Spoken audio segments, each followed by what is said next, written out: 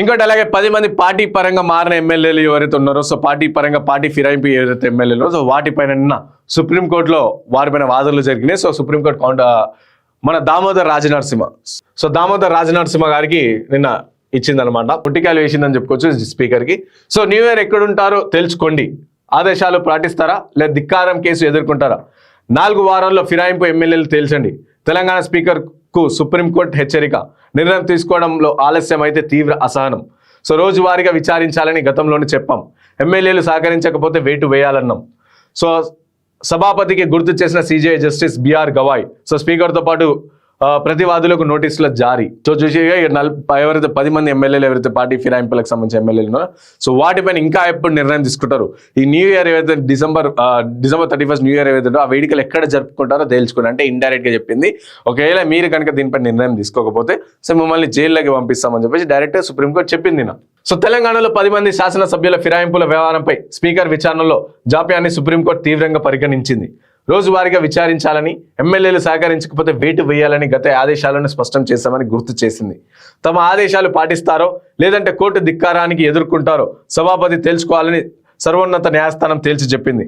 అనర్హత అంశంపై 4 వారాల్లో తేల్చండి, లేదంటే న్యూ ఇయర్ వేడుకలు ఎక్కడ చేసుకుంటారో నిర్ణయించుకోండి. సో ఇండైరెక్ట్ గా సభని మీరు కోర్టుని ధిక్కారించారు అని చెప్పేసి ఇక మీరు ఒకవేళ దీనిపై నిర్ణయం తీసుకోకపోతే సో న్యూ ఇయర్ మీరు ఎక్కడ జరుపుకుంటారో తెలుసుకోండి, సో మిమ్మల్ని కటకటాల్లోకి పంపిస్తామని చెప్పి డైరెక్ట్ గా చెప్పారు. సరే, స్పీకర్ ఉద్దేశించి అత్యున్నత న్యాయస్థానం తీవ్ర స్థాయిలో అసహనం వ్యక్తం చేసింది. ఎమ్మెల్యేల అనర్హత అంశంపై వీలైనంత త్వరగా లేదంటే 3 నెలల్లో విచారించి నిర్ణయం తీసుకోవాలని ఈ ఏడాది జూలై 31న సిజేఐ నేతృత్వంలోని ధర్మాసనం తీర్పు వెలువడించింది. సుప్రీంకోర్టు విధించిన గడువు అక్టోబర్ 31 ముగిసింది. ఇక స్పీకర్గా రాజ్యాంగ బాధ్యతలు, హైదరాబాద్లో వరదలు, రోజువారీ కార్యక్రమాల్లో అంతర్జాతీయంలో నేను బిజీ ఉన్నాను అని చెప్పేసి కూడా స్పీకర్ చెప్తున్న పరిస్థితి. ఒకసారి చదువుదాం డీటెయిల్గా. సో అంతర్జాతీయ సదస్సులు, విదేశీ పర్యటనల కారణంగా సుప్రీంకోర్టు విధించిన గడువులోగా విచారించడం సాధ్యం కాలేదని చెబుతూ అక్టోబర్ 31న స్పీకర్ కార్యాలయం సుప్రీంకోర్టుకు లేఖ రాసింది.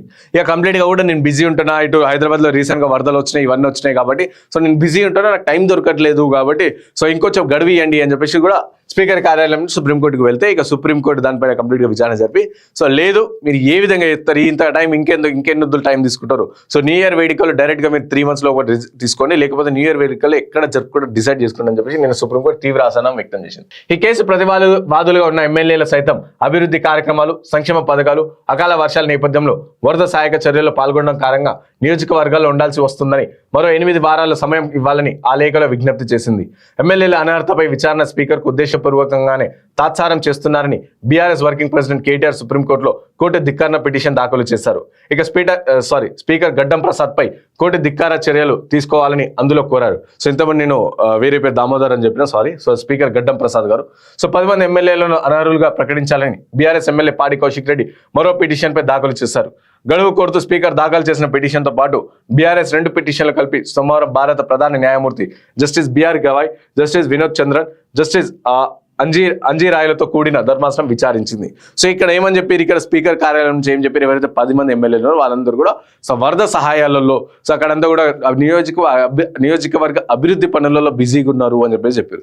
సో ఎవరైతే 10 మంది ఎమ్మెల్యేలు ఉన్నారో సో తెలంగాణ ప్రజలారా మీరు ఒకసారి గుర్తు చేసుకోండి, ఎంతమంది అభివృద్ధి పనులలో భాగమై ఉన్నారు అంటే అట్లా భాగస్వామ్యం ఉన్నారు, అండ్ ఎంతమంది ఇటు వరదలలో సహాయక చర్యల పైన వాటిలో బిజీ ఉన్నారు అని చెప్పారు కదా. సో ఎంతమంది బిజీ ఉన్నారో ఒకసారి గుర్తు చేసుకోవాల్సిన అవసరం ఉంది. అండ్ ఇంకోటి ఇటు బీఆర్ఎస్ పార్టీ దీనిపైన కోర్టులో కేసు వచ్చింది. సో గత 10 ఏళ్లలో సో బీఆర్ఎస్ పార్టీ అధికారం వచ్చిన తర్వాత సో ఫస్ట్ 2014లో అధికారంలో వచ్చిన తర్వాత సో వారు ఏం చేశారు, సో అది కూడా ఒకసారి గుర్తు చేసుకోవాలి కదా. సో వాళ్ళు చేసే ఒకటి, ఇతర పార్టీలు చేసే ఒకటి. సో ఇదే కానీ ఇటు వరంగల్, ఇంకోటి ఇటు మన ఖైరతాబాద్ మాత్రం కంపల్సరీ 2 ఉప ఎన్నికలు వచ్చే ఛాన్స్ ఉన్నదైతే తెలుస్తుంది. ఇక బీఆర్ఎస్ పార్టీ ఉద్దేశపూర్వకంగానే స్పీకర్ తాత్సారం చేస్తున్నారని చెప్పేసి బీఆర్ఎస్ పార్టీ చెప్తా ఉంది. అసెంబ్లీలో స్పీకర్కు అనర్హత పిటిషన్పై విచారణ ముగించాలనే ఉద్దేశం లేదని, కావాలని తాత్సారం చేస్తున్నారని బీఆర్ఎస్ తరఫున సీనియర్ న్యాయవాది ఆర్య సుందరం ధర్మాసనం దృష్టికి తీసుకెళ్లారు. ఇక సీనియర్ న్యాయవాదులు అందుబాటులో లేనందున విచారణను వాయిదా వేయాలని ప్రభుత్వం తరఫున స్టాండింగ్ కౌన్సిల్ శ్రవణ్ కుమార్ కోరారు. ఇక ఉదయమే ఒకసారి పాస్ ఓవర్ అడిగితే ఇచ్చామని, ఇంకెన్నిసార్లు ఇవ్వాలని సిజే అసహనం వ్యక్తం చేశారు. ఇక end of the board. So రోజులు చివరిగా కేసుగా విచారించాలని శ్రవణ్ అభ్యర్థించగా సీజే తిరస్కరించారు. 2 వారాల్లో నిర్ణయం తీసుకోవాలని ఆదేశిస్తామని చెప్పారు. ఈ నేపథ్యంలో శ్రవణ్ వాదనలు వినిపించడం ప్రారంభించారు.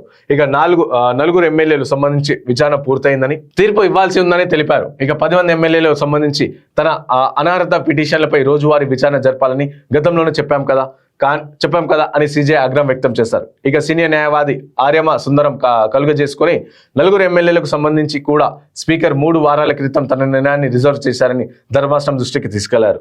ఇక మరో నలుగురికి సంబంధించి ఆధారాన్ని సమర్పించిన విచారణ తేదీలు ఇవ్వలేదని తెలిపారు. ఇక ఫిరాయింపు వ్యవహారంలో తీవ్ర ఆరోపణలు ఎదుర్కొంటున్న మరో 2 ఎమ్మెల్యేలు స్పీకర్ నోటీసులకు కనీసం కౌంటర్ కూడా దాఖలు చేయలేదని వెల్లడించారు. సో ఎవరు ఖైరతాబాద్ ఎమ్మెల్యే దానం నాగేందర్, అలాగే వరంగల్ సంబంధించి కడియం శ్రీహరి తీసుకెళ్లారు. ఇక కోర్టు ఆదేశాలను ఏమాత్రం లెక్క చేయలేదని, దీనిని అత్యంత తీవ్రంగా పరిగణించాల్సిన అవసరం ఉందని, ఇక స్పీకర్ కు కోర్టు ధిక్కార నోటీసులు ఇవ్వాలని కోరారు. ఇక స్పీకర్ కార్యాలయం తరఫున మరోసారి శ్రవణ్ వాదనలు వినిపించేందుకు సిద్ధమయ్యారు.